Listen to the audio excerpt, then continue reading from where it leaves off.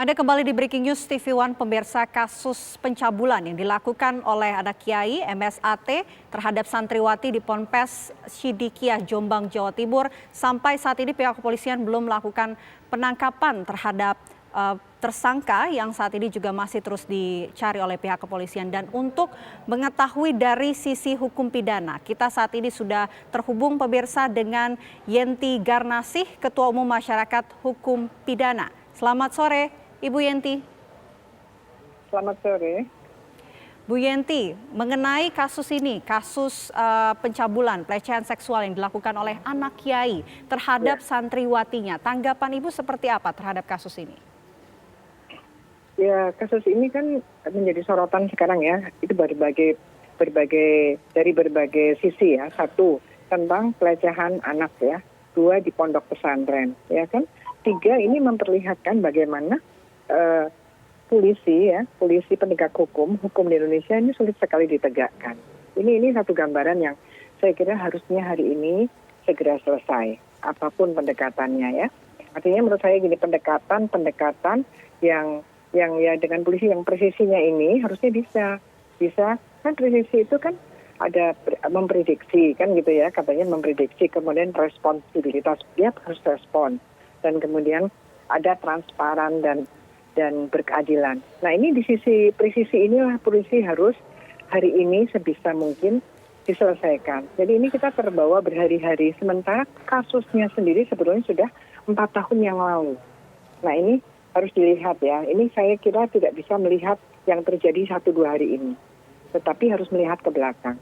Karena kan sempat SP3 dan sebagainya sejak 2017 ini yang membuat sekarang seolah-olah dari sisi pelaku mereka, sisi tersangka kan mereka mendapatkan angin gitu loh ya. Sementara kita juga harus memikirkan korbannya semakin berbahaya gitu. Sementara kita dalam posisi negara ini sedang prihatin sekali dengan adanya kejahatan seksual, pencabulan, pelecehan seksual berkaitan dengan yang korbannya anak. Di bawah umur, apalagi di bawah tekanan ya, di bawah kondisi di mana di pondok pesantren atau di sekolah gitu ya. Kemudian terhadap murid atau terhadap santriwatinya. Ya, Bu Yenti, apa menurut Anda yang membuat polisi ini kesulitan menangkap tersangka sampai saat ini? Ya, kita lihat sekarang kan yang menjadi sulit adalah karena ada banyak orang yang di posisi seolah-olah dia ada kekuatan yang tidak taat hukum lah. Seharusnya kan tidak begini. Karena saat inilah kita juga harus menyampaikan kepada masyarakat bahwa ketika negara melalui aparat hukumnya sedang melakukan proses penegakan hukum, tidak seorang pun boleh menghalang-halangi berkaitan dengan aturan yang ada dalam KUHP kita sekarang, bahwa siapapun yang menghalang-halangi penangkapan, penahanan, ya, proses hukum yang sedang dilakukan oleh polisi atau penuntut umum itu akan dipidana.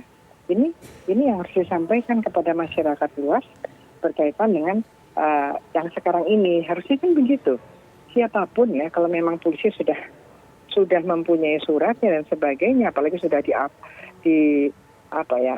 publish seperti ini, masih seperti ini gitu ya, masih drama-drama gini, agak repot juga ini kita bagaimana menegakkan hukum.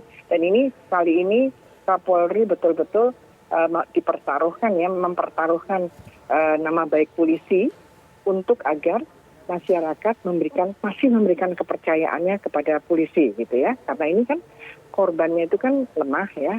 Sementara yang disangkakan sebagai tersangka itu adalah dalam posisi yang lebih kuat. Bu Yenti, dari sisi hukum pidana, apa dampak jika pihak kepolisian ini gagal melakukan jemput paksa terhadap tersangka? Aduh, saya nggak bisa membayangkan kalau gagal. Harusnya nggak gagal ya. Tidak gagal, seharusnya tidak gagal. Jadi ini semua tidak boleh ya polisi saja diserahkan ke polisi. Tapi kan di situ kan ada juga tokoh-tokoh masyarakat ya, kemudian tadi banyak sekali yang memberikan satu edukasi kepada masyarakat sekitar itu bahwa hati-hati kalau menghalang-halangi proses hukum itu ada ancaman pidananya, bahwa dalam hal negara sedang menerapkan penegakan hukum, terutama apalagi hukum pidana, semua masyarakat kan harus juga mendukung gitu ya, mendukung. Nanti kan gampang menetapkan tersangka misalnya ada yang keberatan, itu kan sudah dilakukan juga, ada pra-peradilan dan mereka sudah kalah, itu sudah kalah waktu itu. Dan nanti tinggal ke pengadilan kan, karena sudah P21 sudah limpah ke pengadilan. Nantilah di sana di pengadilan lah tempatnya kita atau mereka yang merasa bahwa yang orang yang dikejar ini tidak bersalah di sana gitu. Harusnya seperti itu, semua orang menghormati hukum gitu. Apalagi ini kasus sudah lama, sudah didalami sedemikian rupa. Percayalah pada penegakan hukum di Indonesia, termasuk nanti apakah dia memang akan memang terbukti dan akan dijatuhkan pemidanaan atau akan tidak terbukti dan akan bebas gitu. Itu kita harus hormati semua gitu.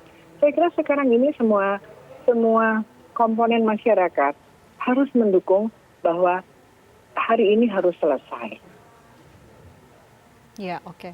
Bu Yenti, ini mungkin secara edukasi saja ya untuk masyarakat dari Bu Yenti selaku Ketua Umum Masyarakat Hukum Pidana.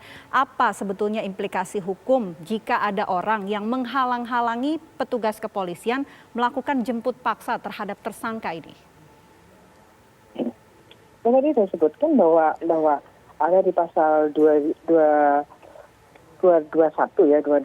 itu ada ancaman pidana 9 bulan dan denda bagi siapapun yang menghalang-halangi proses hukum yang sedang dijalankan oleh penyidik kepolisian maupun oleh penuntut umum gitu.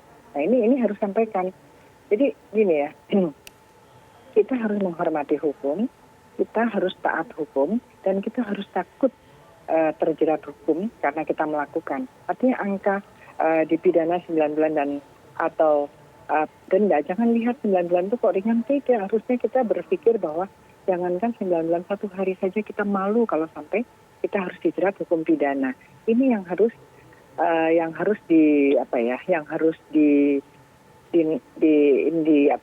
disuarakan lagi, bahwa rasa malu, rasa kalau terlibat hukum pidana itu luar biasa malunya, bahwa kita itu tidak boleh melakukan tindak pidana, termasuk ketika kita harus terlibat ya. Tadi pagi kalau nggak salah kan sudah ada 60 orang yang diamankan gitu kan, itu harusnya malu gitu ya. Membela siapa dan bagaimana, masa melawan petugas yang sedang menjalankan tugasnya.